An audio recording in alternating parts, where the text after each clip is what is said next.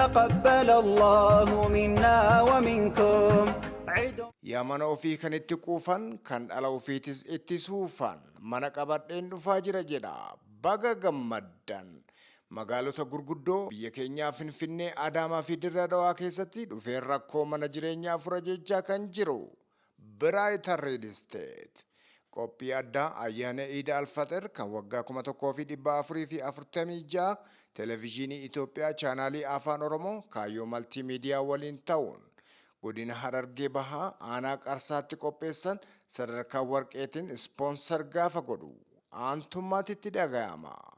Ayyana gaarii Eid Mubarak. Carraaqiin maamila keenyaa yeroo hunda biin nira hojiin dadhabbiin nira hojiin dhufu itti baqotu daldala sunnaa hojii cimaa hojjettiin itti badhaafamtu amaanaa akka burqituuwwan walitti dabalamanii laga keenya uuman dhaabbata waliin ijaarre baankii Raamis kaayyoo kee galmaan ga'uuf carraan yeroo hunda jira warra carraaqqii jaallatan waliin jirra milkaa'innis eebba carraaqqii keessaniin dhufuudha dudhaaleen keenya kun dhaabbata ta'anii baankii Raamis uumanii jiru. Eid Mubarak Universitiin Haramaya ayyaana Eid al-Fitr godina Harargee Bahaa aanaa Qarsaatti televiziyooniin Itoophiyaa chaanaalii Afaan Oromoo fi Kaayyoo Maltiimiidiyaa waliin ta'uun qopheessan kana sadarkaa tokkoffaadhaan ispoonsar yoo godhu gammachuu guddaatu itti dhaga'ama. Ayyaana gaarii Eid Mubarak Universitii Haramaya madda beektota. تقبل الله منا ومنكم عيد Abbiga baay'ee namatti tola wanti nuti ilaalaa jirru misooma jallisii naannaa kanatti oomishamudha. Harargeen Bahaa aanaan Qarsaa magaalaan Watar immoo kanaan waan badhaafamte fakkaatti. Egaa waltajjii irra buunee mana namaatti ayyaanni maal akka fakkaatuu fi gara Watar dhufne. Watar gaafa dhufnu immoo magariisummaan isaa waan ajaa'ibaati. Egaa qonnaan bulaa naannaa kanaa ajaa'ibsiifachuun barbaadaani. Maaliif jennaan kunoo Mosee yookaan dinnichi qullubbiin boqqoolloon bonaan akkasitti hojjechuun isaanii baay'ee ajaa'iba. Egaa ayyaana Eid al-Fitr kan waggaa 1446 akka lakkoofsa biyya keenyaatti immoo kan bara 2017 Harargee Bahaa aanaa Qarsaa magaalaa Wataritti maal fakkaataa isa jedhuuf immoo as dhufne oodaan guddaan tokkos jira sana jalatti sagantaa xiqqoo qabna mitiire. Manguddoonni egaa garasitti nu eegaa jiru mee isaan hin dubbisne sana booda immoo gara mana nama dhuunfaa tokkotti kan qajeellu ta'a hordoftoota keenyaa irra deebi'uudhaan bakkuma jirtanitti Eid Mubarak isiniin jenna nu faana tura. تقبل الله منا ومنكم عيد مبارك. السلام عليكم ورحمة الله وبركاته. بقى أيانا Eid al-Fitr كان وقاكم تكوف إبافري ففتمي جافاتين أكلكوا سبيا كينياتي مو كان بركم لما في كل ترباتين بقى نقعد عن التيني سنجة بقى سوما هيك تاني سنين جنة Harargee Bahaa aanaa Qarsaa magaalaa Wataritti argamnee jirra. Magaalaa Wataritti immoo gaafnoo bakka seena qabeessa bakka gootni qabsaan jaarraa abbaa gadaan fa'i itti dhalatan waan ta'eef waa'ee isaanii dubbisuuf gaafnoo asitti argamnee jirra. Hayyee maarree hordoftoota keenyaa qophiin kun bareedee akka isin bira ga'uuf immoo Brighter Real Estate qophii kana sponsor sadarkaa warqiitiin godheeti jira. Ulfaadhaa galatooma jennaan egaa akkuma Nasiin amma jette sila manguddoota dubbisne jenneeti turre kunoo manguddoota bira geenyetti jirra. Odaa bareedaa tokko jalatti kan arganne isaaniin wal barree sana booda immoo waa'ee qabsaa keenyaa jaarraa abbaa gadaa kan nutti himan ta'a jechuudha. Mee maqaa keessanii? Maqaan kiyya Abdallaa Haruunis ni jedhanii ammoo maqaan jaarraa abbaa gadaa dhaabni jaarraa abbaa gadaa na baasee mul'ata waachuuti. Sheekh Mahammad Emin Yusuf naan jedhanii waliqaba mana marii musliimaa kan aanaa Qarsaati akkasuma bulchaa mana barnoota jaarraa abbaa gadaati. Ahmad Nur Musa Ibrahim naan jedhan ani nama jaarraa abbaa gadaati wajjin guddate laalaa uummata isaa kana dadhabee ijoollummaa isaa irraa qabee halkanii guyyaa ni nyaadhaa ni dhugaa hin beeku qaama hundaa belbela fakkeenyaaf aadaan Oromoodhaa kan banne je'eeti mana sinimaa keessatti guyyaa iida arafaadhaatii fi iida soomanaa shaggooyyee rubsuu beeyrara aadaa oromoodhaan nu barsiisu ture gisee san keessatti achiin booda egaa zabanii dheeraadhaa barnoota seeneetti barnoota ni barataa barnoota irraa gama finfinnee deemee barnoota achi baratee achirraa deebi'e. Achirraa deebi'an gaa haalli jajjabaa waa meeqaa jira rakkoon babal'oo jira san hunda ni haasanu inni amanni hin fixu. Haa taatu fi. Yaadattu jechuudha isin. Isin akkasitti yaadattu jechuudha isaan. Egaa qabsoon qabsaa jaarraa abbaa gadaa fi yeroo sana qabsaa turanii fi isiniyyuu egaa kaastaniittu yeroo sana waan isaan hojjechaa turanii dheebuu bilisummaatiif dheebuu barnootaatiif dheebuu afaaniitiif dheebuu aadaa ofiitiif qabsaati kan isaan turan. Isin egaa amma rabbiin umriillee isiniif haa dabalu teessanii jijjiirama yeroo ammaas argitanii jirtan. Bilisummaa uummanni kun argitanii jirtan waan ta'eef yeroo qabsoon isaanii suni bu'aa inni buusee fi yeroo ammaa waan jiru meemee akkamitti nu kaastu? Bu'aan inni buuse ta ilmoodhaa miti ilaa hanga duniyaan dachirra jirtutti waan hin banne. Dhibbaa fi dhibba beekuu qabdan. Amma gaa inni kute eega inni kute booda maal kutu godhamuu qaba. Nuti uummanni yeroo san keessa jiru. Ijoollee ammaan tana lafaa kaate qeyroo tana qarree fi qeyroo kana isaan san barsiifnee ba'aa inni garteetiin fide bilisummaa inni fide san akka fuudhanii karaa barnootaanis haa ta'uu karaa qabeenyaatiinis haa ta'uu karuma hundaanuu akkuma inni urmi isaatti fixatetti itti fixatanii akka bakkaan nu ga'an fakkeenyaaf gaafa inni du'u biyya ambaa keessa du'e ilmaan Oromoodhaa ka biyya alaa jiran ka dhalaa ka dhiiraa sossoohanii roora'aniiti achii fuudhanii biyya isaa fidanii asitti dachii abbaa isaa ta dur irraa beela irra fidanii isa nu awwaalan. Isaan immoo akkamitti yaadatume tartiibumaan deemna? Ani duraan dursee warreen jaarraa abbaa gadaa odoo hin ta'in warreen jajjaboo warreen silaa har'a biyya tana gartee bulchuu danda'an meeqaatu dachii tanarraa deemee dachii jala jira isaan saniif rabbi rahmataa godhu jaamee obbo tokko. Itti aansee jaarraa abbaa gadaa qabsoorra wal barre.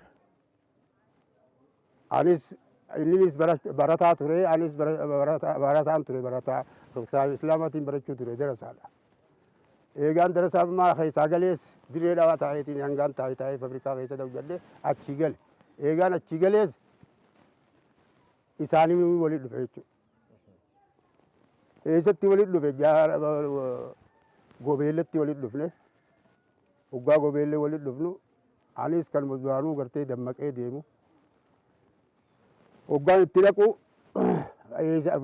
bilisummaa barbaadaa jahaa bilisummaa barbaaddu waan akkanaa godhii dura fidii amantii akka harkattu deemeetiin waan inni siin jeessan galchee hojiirra oolche. Yeroo ganamaa keessattiin si katabaa jeeti masgaba asbaafatee katabee maqaa kiyya lachuu katabee maqaa kanarraa jijjiiree isaanii kadhu. Maqaa qabsoo isin kenna. Maqaa qabsoo nakkan. Maanarraa jijjiirta jallaan gaafa biyyatti alaa dhuftee gaazexanyaa biyya tana fiddee qorattuu dhufuu ta'a laga biyya tanaa gaara biyya tanaa nama biyya tanaa waayyuu qorattuu dhufaa saniif jecha maqaan gartee arabaa kun achi nuti tarkaanfachiisu mee abbootii kee lakkaawinaan jeeti hanga abbaa waaccuu bakka janitti waaccuun keenyuti kan mul'ataati mul'ataa kana qabadhu naan jee mul'ataa waachuu kuna baase jechuudha. Eenyummaa keessaa baase. Keessumaa baase jechuudha. Baay'ee gaamee gara isaanitti immoo dabarra. Egaa isaan kan qabsaa'anii fi tokkoffaa afaan Oromoo sabni guddaan kun afaan isaatiin dubbachuu qaba. Aadaa isaa aadeffachuu qaba. Amantii isaatiin buluu qaba. Ofiin of bulchuu qaba jedhaniiti. Mee akkamitti ibsitu qabsoon isaanii sun galma ga'ee jettu mee isin? Galatooma ani sadaruu duraati sooratii jaarraa abbaa gadaa lafaatima inni gaafa san laffa'isaniin san sababa godhachuudhaan dammaqa saniin uummanni Oromoo naannawa kana jiru wanni nuti dhabne kan dura beekumsa jedhanii mana barnootaa ijaarrachuu eegalan. mana barnootaa hajaarratan sanirratti bara 1968tti akka 68tti mana barnootaa mari'atanii kun lafa kennee kun muka fidee kun maal fidee jaarrachuu eegalanii eega jaarrachuu eegalan booda rakkoon adda addaa isaan mudatte dhiibbaan gidee san jiru dhiibbaa sanirraa kan ka'e wanni Somaaleedha jechuudha. Sargoon Somaalee magaalaa Watarseenti. Saba isiin seente milishaa dhufee milishaa achi fidee wanni qubsiise mana isaan ilmaan itti barsiifanne jedhanii jammaran san bara 3 waan akka godhuu hin dandeenye muka isaan achi wali qabatan eenyu bobeessatee fixin isaan bara 73 akka lakkoofsa 1973 akka lakkoofsa biyyattiidhaatti ammallee uummanni deebi'ee uummanni duraan dammaqe sun mana barnootaa san eegalanii mana barnootaa jaaranii kutaa 4 jaaranii barnootatti eegale. Hanga bara 77tti mana barnootaa daree 4 jaaranii barsiisota kolleejjii jechuun yuunivarsiitii afaan arabaatti leenjifame. Kan ingiliffaa fidanii ijoollee nama 2,200 barsiisuu eegale manni barnootaa kun. Bara kam jechuudha barri kun? Bara 73 irraa hanga 74 bara 3 jechuudha. Kun qabsoodhuma isaaniitiin jechuudha. Jammarinuu dammaqa isaan gaafa duraa godhan saniini uummanninuu dammaqee ka'ee jechuudha. Eegas booda akka yaade dhufetti bara 1984 ammaas manni barnootaa deebi'eeti mana barsiisuu eegale. Barsiisuu hogguu eegalu kabajamaan eenyu yaadataan Junaydii warra gaafa san mana barnootaa sanii barateera tokko bara 1991 kutaa 8 fattansiise. Ijoolleen gaafa sirraa hanga ammaa bara 2017 kana marraa 25 fattansiisee 27 fattansiisuu deema manni barnootaa kun jechuudha. Kuni hundinuu bu'aa qabsoon jaarraa abbaa fide midhaan isaa nyaachuu jirra bara 2011 akka lakkoofsa biyyattiitti jechuudha. Manni barnootaa gaafa duraa Firdoosi jedhamee yaama. Firdoosi jechuun beektanii jannata irraa karraa oliiti. Manni kun waan mana barnootaa kana kan fedhanii Firdoosi baafatan. Ammoo manni barnootaa kun hajaarraati jedhanii waan hedduu dhiibamee rakkataa sabootaniinuu diigamee jecha bara 2017 jijjiiramni mootummaan jijjiiramaa godhufte mana barnootaa jaarraa abbaa gadaa jedheeti moggaafame. Hayyee mee isaanitti immoo deebina. Egaa qabsaa'aan keenya afaan Oromoo akka dagaaguuf aadaa akkasumas immoo ofiin bulchuu amantii ofii bilisummaadhaan akka barbaadetti namu gaggeeffachuu akka danda'uufi mitire.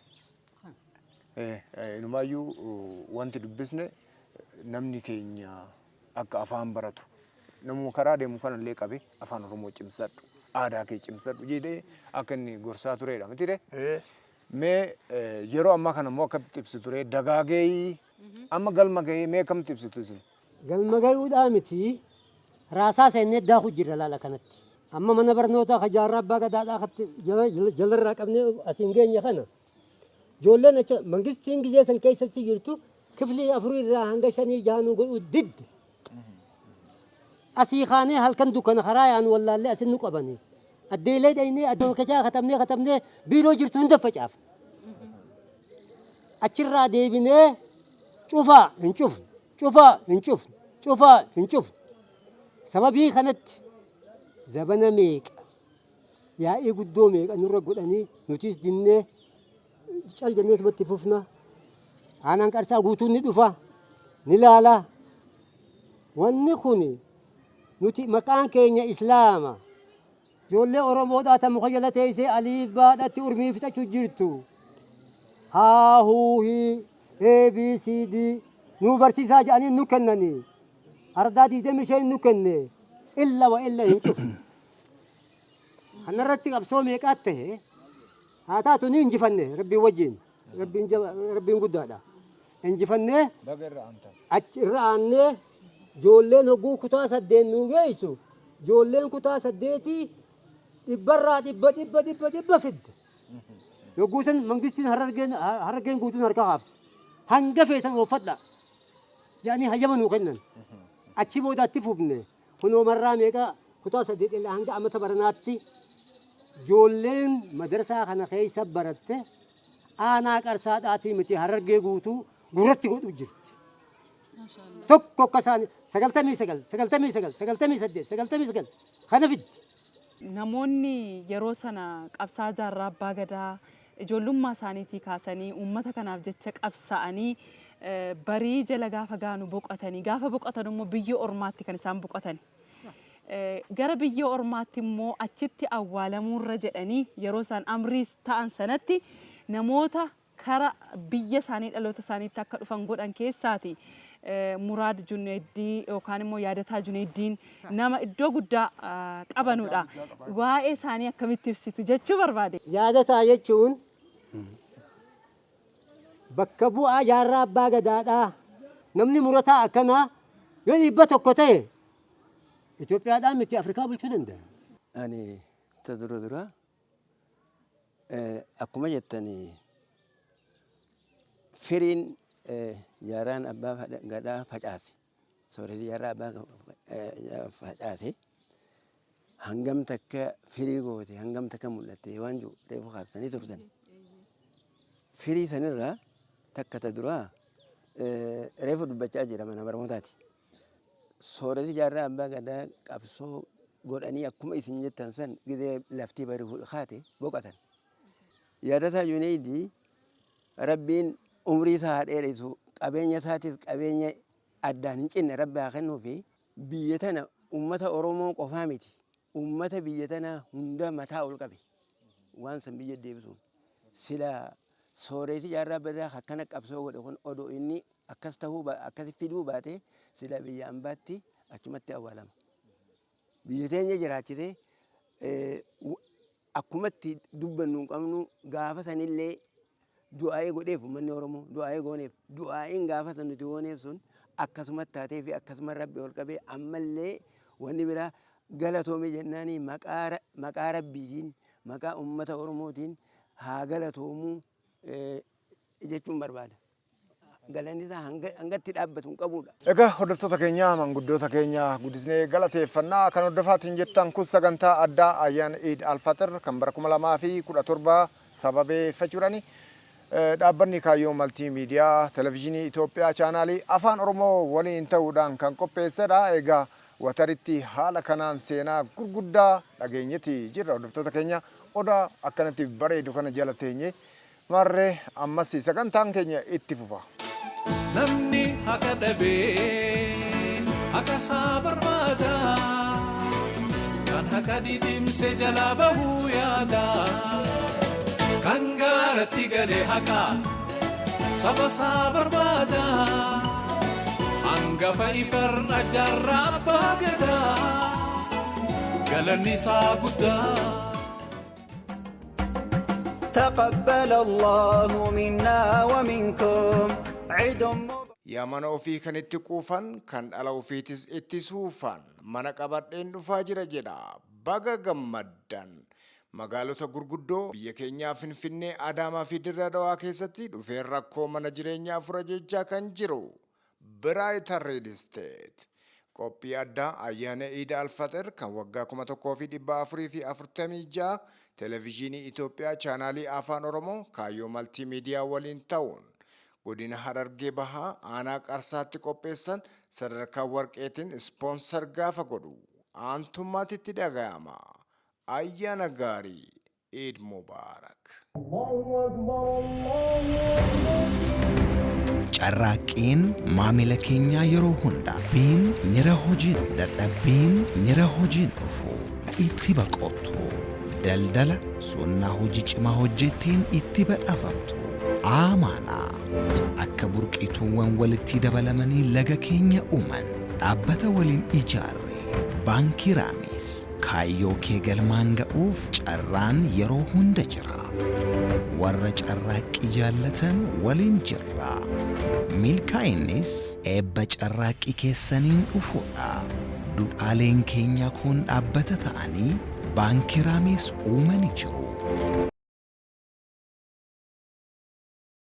ኢድ ሙባረክ ዩኒቨርሲቲን ሀረማያ አያነ ኢድ አልፈጥር ጎዲና ሀረርጌባ አና ቀርሳት ቴሌቪዥንን ኢትዮጵያ ቻናሊ አፋን ኦሮሞፊ ካዮ መልቲ ሚዲያ ወሊን ተውን ቆጴሰን ከን ሰደርካ tokkoffaadhaan ስፖንሰር yogodu ገመቹ ጉዳቱቲ ደጋማ አያነ ጋሪ ኢድ ሙባረክ ዩኒቨርሲቲ ሀረማያ መደበክቶታ تقبل الله منا ومنكم عيد